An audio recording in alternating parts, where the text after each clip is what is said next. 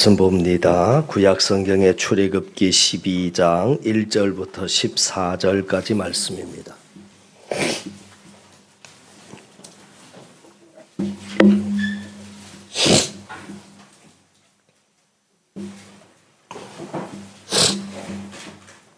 출애굽기 12장 1절부터 14절까지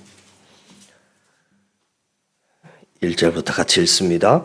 여호와께서 애굽 땅에서 모세와 아론에게 일러 말씀하시되 이달을 너희에게 달의 시작 곧 해의 첫 달이 되게 하고 너희는 이스라엘 온 회중에게 말하여 이르라. 이달 열흘에 너희 각자가 어린 양을 취할지니 각 가족대로 그 식구를 위하여 어린 양을 취하되 그 어린 양에 대하여 식구가 너무 적으면 그 집의 이웃과 함께 사람 수를 따라서 하나를 취하며 각 사람이 먹을 수 있는 분량에 따라서 너희 어린 양을 계산할 것이며 너희 어린 양은 흠없고 1년 된 수컷으로 하되 양이나 염소 중에서 취하고 이달 열나흘날까지 간직하였다가 해질 때 이스라엘 회중이 그 양을 잡고 그 피를 양을 먹을 집 좌우 문설주의 인방에 바르고 그 밤에 그 고기를 불에 구워 무교병과 쓴나물과 아울러 먹되 날것으로나 물에 삶아서 먹지 말고 머리와 다리와 내장을 다 불에 구워 먹고 아침까지 남겨두지 말며 아침까지 남은 것은 곧 불사르라. 허리에 띠를 띠고 발에 신을 신고 손에 지팡이를 잡고 급히 먹으라. 이것이 여호와의 유월절이니라. 내가 그 밤에 두루다니며 사람이나 짐승을 막론하고 애굽 땅에 있는 모든 처음 난 것을 다 치고 애굽의 모든 신을 내가 심판하리라. 나는 여호와라. 내가 애굽 땅을 칠 때에 그 피가 너희가 사는 집에 있어서 너희를 위하여 표적이 될지라. 내가 피를 볼 때 너희를 넘어가리니 재앙이 너희에게 내려 멸하지 아니하리라. 너희는 이날을 기념하여 여호와의 절기를 삼아 영원한 규례로 대대로 지킬지니라. 아멘. 우리 앞뒤 옆 사람 살피시면서 반갑게 인사 나눕니다. 반갑습니다. 반갑습니다. 반갑습니다. 이스라엘 백성에게 3대 절기가 있습니다. 3대 절기 그러면 유월절, 그리고 칠칠절, 그리고 초막절 그렇습니다. 이 세 가지 절기는 이스라엘 백성들이 꼭 지켰습니다. 여러분 우리나라에는 2대 명절이 있죠. 추석 그리고 설 그렇습니다. 설을 우리는 구정이라 그러는데 우리나라 고유의 새해를 맞이하는 날이라 하는 것입니다. 그런데 이스라엘에도 이러한 날이 있습니다. 유월절입니다.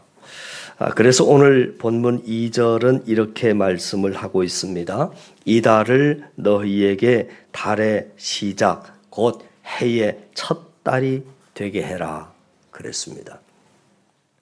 지난 시간을 통해서 우리는 하나님께서 이스라엘 백성들을 출애굽하려고 10가지 재앙을 애굽에 내리시는 것을 살펴봤습니다.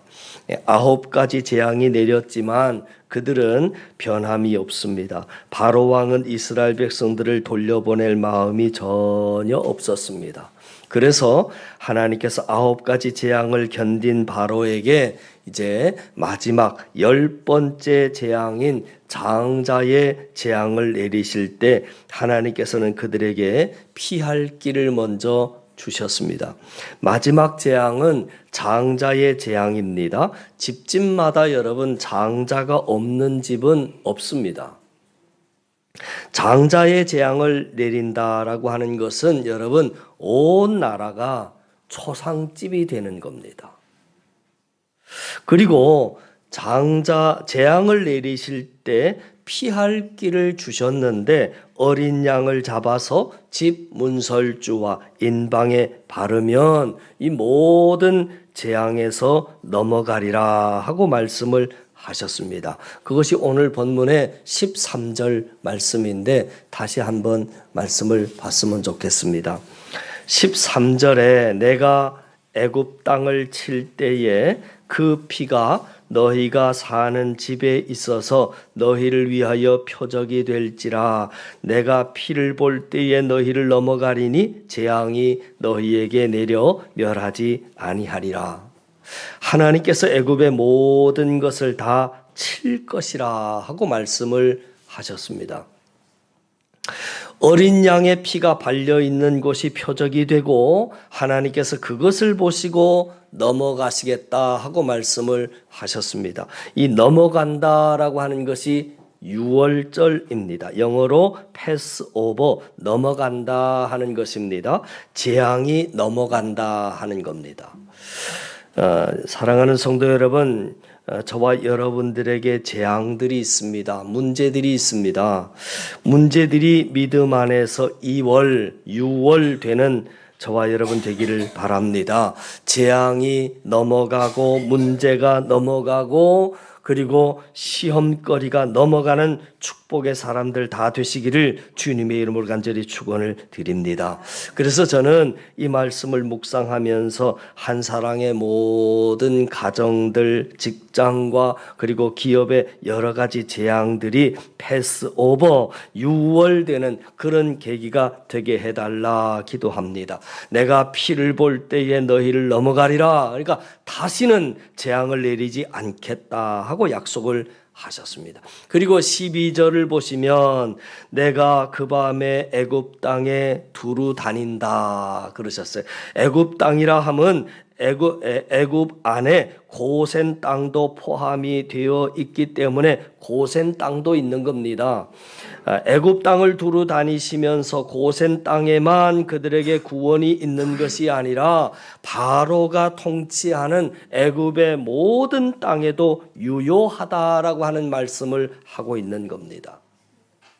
모든 땅을 두루 다니시면서 사람이나 짐승이나 막론하고 애굽에 있는 모든 장자들을 치시겠다 하고 말씀을 하셨습니다.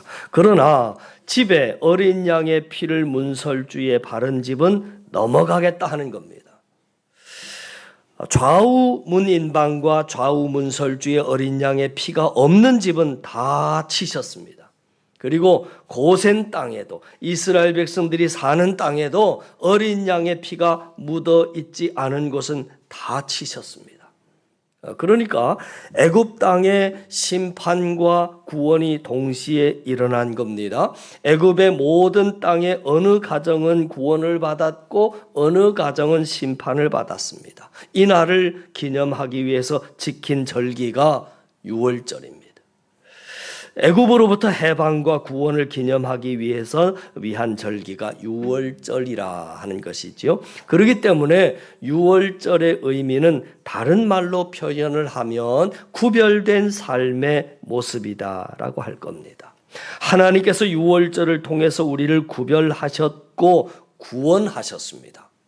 그러면 구원받은 자와 구원받지 못한 자의 구별된 삶의 모습이 어떠해야 하는가 하는 것을 오늘 성경은 출애굽기 11장에 보면 이렇게 구별된 삶을 살으라 하고 말씀을 하는데 그 말씀 잠시만 좀 보시지요. 11장 4절을 좀 보십시다. 11장 4절 모세가 바로에게 그렇게 시작된 말씀이 7절까지만 같이 시작. 모세가 바로에게 이르되 여호와께서 이와 같이 말씀하시기를 밤중에 내가 애굽 가운데로 들어가리니 애굽 땅에 있는 모든 처음 난 것은 왕 위에 앉아있는 바로의 장자로부터 맷돌 뒤에 있는 몸종의 장자와 모든 가축의 처음 난 것까지 죽으리니 애굽 온 땅은 전무후무한 큰 부르짖음이 있으리라. 그러나 이스라엘 자손에게는 사람에게나 짐승에게나 개 한 마리도 그 혀를 움직이지 아니하리니 여호와께서 애굽 사람과 이스라엘 사이를 구별하는 줄을 너희가 알리라 하셨나니. 그리고 12장으로 넘어가서 5절부터 그 넘어가는 것에 대한 방법을 알려주시는 것인데 5절부터 11절까지 우리가 아까 읽었습니다마는 한 번만 더 다시 5절부터 너희 시작 너희 어린 양은 흠없고 1년 된 수컷으로 하되 양이나 염소 중에서 취하고 이달 14날까지 간직하였다가 해질 때에 이스라엘 회중이 그 양을 잡고 그 피를 양을 먹을 집 좌우 문설주와 인방에 바르고 그 밤에 그 고기를 불에 구워 무교병과 쓴나물과 아울러 먹되 날것으로나 물에 삶아서 먹지 말고 머리와 다리와 내장을 다 불에 구워 먹고 아침까지 남겨두지 말며 아침까지 남은 것은 곧 불사르라. 너희는 그것을 이렇게 먹을지니 허리에 띠를 띠고 발에 신을 신고 손에 지팡이를 잡고 급히 먹으라. 이것이 여호와의 유월절이니라. 아멘. 그러니까 나누어서 간추리면 이렇게 됩니다. 첫 번째로 5절을 보면 흠 없는 것을 취하고 그랬습니다. 그러니까 제물이 되기 위해서는 반드시 만족시켜야 하는 표준이 하나 있는 것인데 그것은 흠이 없어야 한다는 겁니다. 가축을 흠 없이 기르기가 여러분 참 쉽지가 않습니다. 흠 없는 어린 양을 구별하여 드렸다라고 하는 것은 더욱더 어려운 일입니다. 그런데 흠 없는 어린 양을 드렸다는 겁니다. 흠이 없다라고 하는 단어의 의미는 완전하다, 무흠하다, 순결하다, 정결하다. 하나님이 우리에게 받으시는 제물, 그것은 이런 것이어야 한다 하는 겁니다. 흠이 없는 것입니다. 문설주에 바른 하나님의 구원의 증표가 되는 흠이 없는 어린 양을 드리라 하는 겁니다. 그러므로 우리는 항상 우리 삶 속에 하나님을 향한 우선순위가 정해져 있는가를 생각해 보아야 하는 겁니다. 여러분 혹시 예물을 드릴 때 어떤 마음으로 드리십니까? 우선순위가 예물에 있었습니까? 이것저것 다 쓰고 남은 것을 드린 적은 없으셨습니까? 우리의 삶 속에 흠없는 것, 우선순위가 어디에 있느냐 하는 것입니다. 우선순위가 하나님께 있을 때 이스라엘 백성들이 구원을 받은 것처럼 우리의 가정에 구원의 역사가 있는 줄을 믿습니다.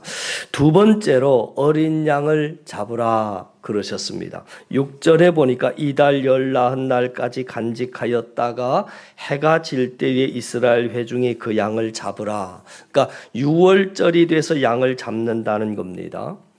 우리가 귀중한 것을 소유하기는 그렇게 어렵지 않습니다. 그러나 소유한 것을 잡는다라고 하는 것이 참 쉽지가 않습니다. 어린 양을 잡기가 쉽지 않습니다. 그러나 흠 없는 어린 양을 잡으라 말씀을 하십니다. 이것이 유월절입니다. 간직하여 두었던 애지중지했던 그 어린 양을 잡으라는 겁니다. 여러분 소유하는 것과 드림과의 차이가 있습니다. 근데 우리는 소유하는 것으로 드렸다고 착각하는 경우가 많습니다. 그러나 하나님은 소유하고 있는가 드렸는가를 말씀하고 계십니다. 우리가 소유하는 데는 목숨을 걸어도 드리는 데는 쉽지가 않습니다. 여러분 명심하십시오. 오늘 구원의 조건에 뭐라고 말씀하셨느냐면 어린 양을 잡으라 하고 말씀합니다. 하나님의 어린 양이신 예수 그리스도가 이 땅에 오신 것으로 구원이 이루어진 것 아닙니다. 이 땅에 오신 그리스도가, 이 땅에 예수 그리스도가 오셨습니다. 여러분 오셨다고 모든 백성들이 다 구원받은 것이 아닙니다. 구원의 길은 열렸습니다. 예수 그리스도를 여러분 안다고 들었다고 구원이 아닙니다.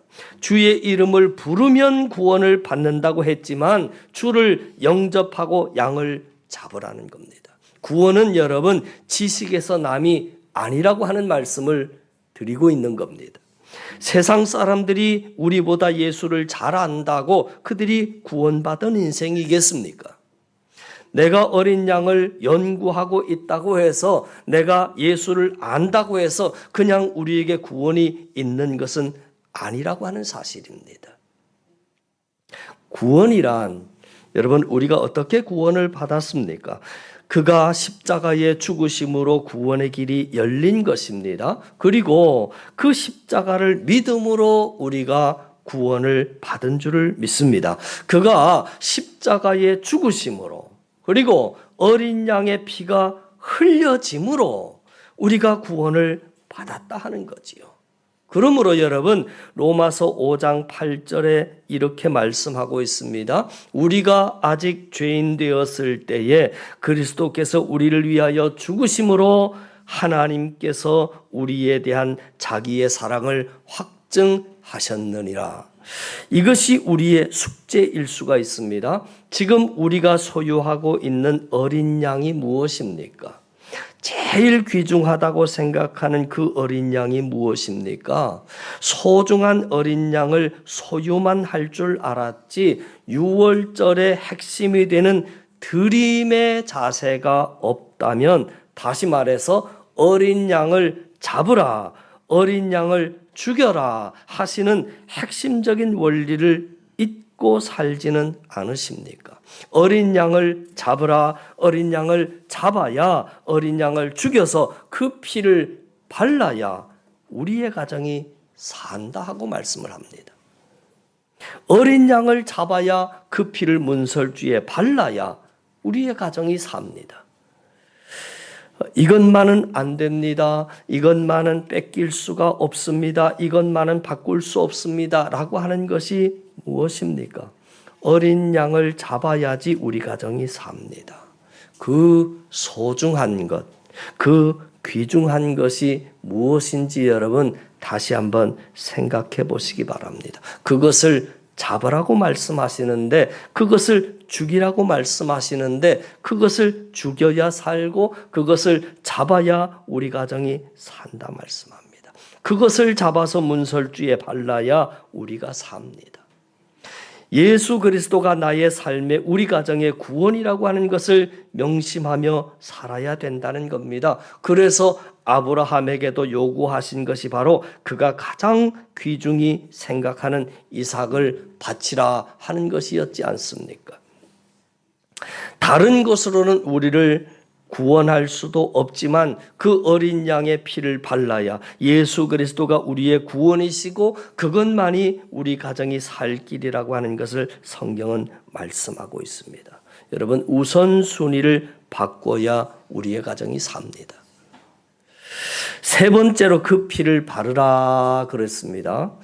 오늘 7절 말씀해 보니까 이렇게 나왔어요. 그 피를 양을 먹을 집 좌우 문설주와 인방에 바르라. 하나님께서 그 어린 양의 피를 왜 바르라고 하셨느냐면, 그 답이 그 다음 절에 보니까 13절에 이렇게 나와 있습니다. 내가 애굽 땅을 칠 때에 그 피가 너희가 사는 집에 있어서 너희를 위하여 표적이 될지라 그랬습니다. 어린 양의 피를 바른 자는, 예수 그리스도의 그 피를 믿는 자는, 내가 예수를 믿고 모든 우선순위를 하나님께 두는 자는 모든 재앙이 패스오버 된다, 유월된다 하는 겁니다. 재앙이 유월된다는 겁니다. 그리고 후반절에 보니까 13절에 내가 피를 볼 때에 너희를 넘어가리니 재앙이 너희에게 내려 멸하지 아니하리라. 어린 양의 피를 보면서 21세기를 살아가는 우리가 예수 그리스도를 마음속에 모신 모습을 보면서 그 안에 정말 예수 그리스도가 있는지를 보시고 재앙이 너희에게 내려 멸하지 않게 하리라 하고 약속을 하시는 겁니다. 이 표식은 하나님을 믿는 하나님의 백성이 거주하는 집의 표적입니다. 하나님을 믿는 하나님의 백성의 집입니다. 또한 이 표식은 애굽의 사람과 이스라엘 사람을 구별해 주는 표식입니다. 이 표는 애굽 사람도 히브리 사람도 들어갑니다. 이 표식이 없으면 재앙을 당하게 되는 겁니다. 왜 하나님께서 피로 표적을 삼으셨는가? 그 피가 뭔데? 어린 양의 피가 무엇인데? 예수 그리스도의 피가 무엇인데 그것을 죽고 사는 것의 표적으로 삼으십니까? 피가 생명이기 때문에 그런 겁니다. 그 피를 주님이 우리 위해서 흘려주셨기 때문입니다. 그리고 이제 모세가 장로들을 불러서 그들에게 이렇게 이릅니다. 21절과 22절 말씀을 한번 보시지요. 21절 중반부에 너희의 가족대로 어린 양을 택하여 유월절 양으로 잡고 우슬초 묶음을 가져다가 그릇에 담은 피에 적셔서 그 피를 문 인방과 좌우 문설주에 뿌리고 아침까지 한 사람도 자기 집 문 밖에 나가지 말아라. 마지막 재앙인 장자의 재앙은 이스라엘 백성에게도 참 위험한 길이었고 큰 시험이었습니다. 9가지 재앙까지는 고센 땅에는 내리지 않았습니다. 그냥 가만히 있어도 모든 혜택을 받았습니다. 고센 땅은 불이익을 받지 않았습니다. 믿음이 있으나 없으나 고센 땅에 있는 사람은 구원을 받게 된 겁니다. 그러나 여러분, 마지막 재앙은 애굽 땅이나 고센 땅에도 모두가 해당되는 내용입니다. 그래서 모세가 장로들을 불러놓고 이야기할 때 각 가정에서 가족 수대로 어린 양을 잡으라 말씀을, 그 다음에 두 번째, 어린 양의 피를 우슬초로 좌우 문설주 인방에 발라라. 그리고 세 번째, 절대로 밖에 나가지 말아라 그랬어요. 이 재앙은 전과 달라서 애굽 땅 고센 땅에 믿음이 있는 자녀들에게도 재앙이 내리는 겁니다. 그러나 하나님께서 하나님 백성에게 모세를 통해서 피할 길을 주셨는데 그 피하는 방법을 가르쳐 줍니다. 더 구체적인 구원의 길을 모세를 통해서 가르쳐 줬는데 첫 번째가 너희의 가족대로 어린 양을 잡아서 택해서 유월절 양을 잡아라. 왜 하나님께서 양 한 마리만 잡아서 그 피를 뿌려도 충분할 텐데 사람 수대로 잡아서 뿌리라고 하셨을까? 참 이해가 되지 않습니다. 그러나 하나님께서 각 사람의 믿음의 분량대로 받으시겠다고 말씀을 하십니다. 여러분, 부모가 믿음이 좋아도 자녀가 믿음이 없으면 구원받을 수 없습니다. 각각 나름대로 믿음대로 받는 겁니다. 오늘 하나님께서 우리에게 요구하시는 것은 그러므로 가족의 수대로 어린 양을 잡으라. 여기에 우리는 집중하여 봐야 하는 겁니다. 즉 각자의 믿음을 보시겠다는 거지요.